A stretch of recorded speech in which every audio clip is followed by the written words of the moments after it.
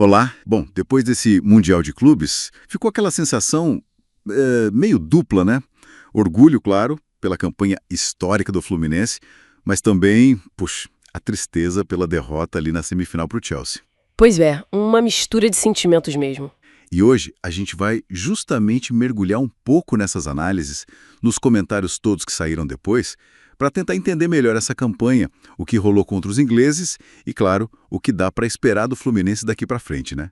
A ideia é extrair os pontos principais dessas avaliações. E olha, essas análises trazem visões bem variadas, viu? Tem desde, assim, uma exaltação muito grande do feito, o que é justo, até críticas bem específicas sobre o desempenho em campo, a tática usada.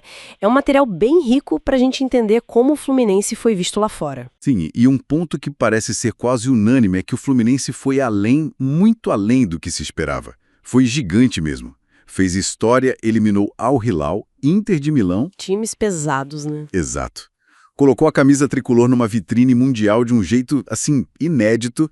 Muita gente comparou essa campanha com as de outros brasileiros recentemente, tipo Flamengo, Palmeiras, e destacou o impacto, a surpresa mesmo que o Flu causou. Mas aí, um fator que todas as análises batem na tecla, e não tem como fugir, é a disparidade financeira. É absurda. A gente está falando de um elenco do Chelsea que vale quase, sei lá, 18 vezes mais que o do Fluminense. 18 vezes? É muita coisa. Muita.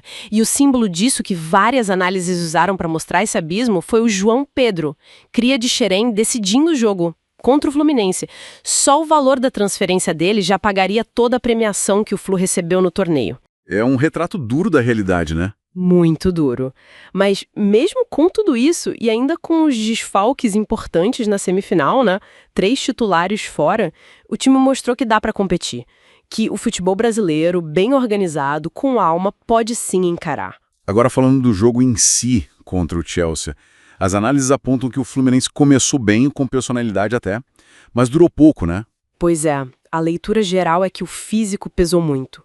O tal do gás parece que acabou cedo demais, ainda no primeiro tempo, sabe? Sim, ficou nítido.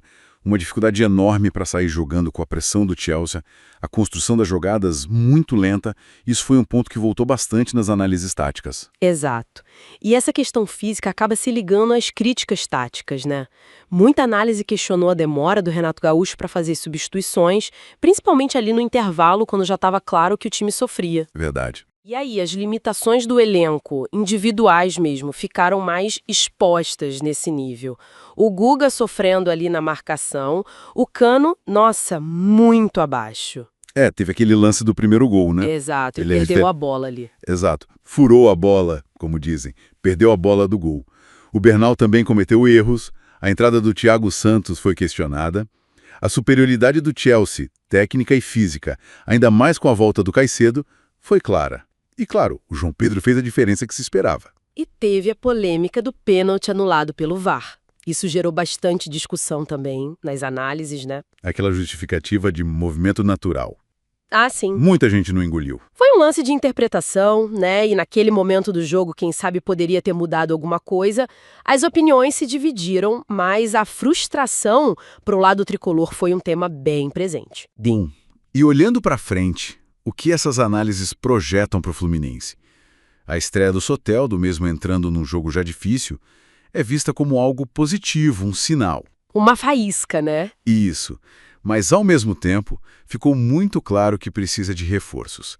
Um centroavante, um camisa 9 de verdade para brigar pela posição, talvez um meio de ligação mais consistente, são pontos apontados como urgentes. E surge também, em várias fontes, uma preocupação com o fôlego de jogadores mais veteranos, Cano, Ganso, que nem entrou na semifinal.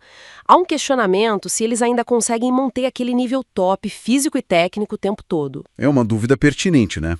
Com certeza. E algumas análises até cutucam a gestão, sabe? Falam de renovações de contrato talvez longas demais e um possível olhar não tão atento para a base de Xerém ultimamente.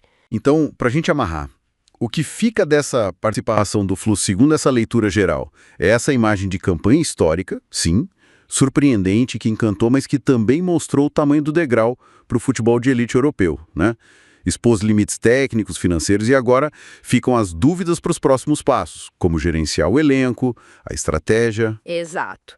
E isso nos deixa com uma reflexão final que algumas análises mais profundas levantam. Essa jornada épica do Fluminense no Mundial 2025, ela serve como um alerta, um chamado para mudanças mais estruturais aqui no futebol brasileiro para tentar diminuir essa distância para a Europa?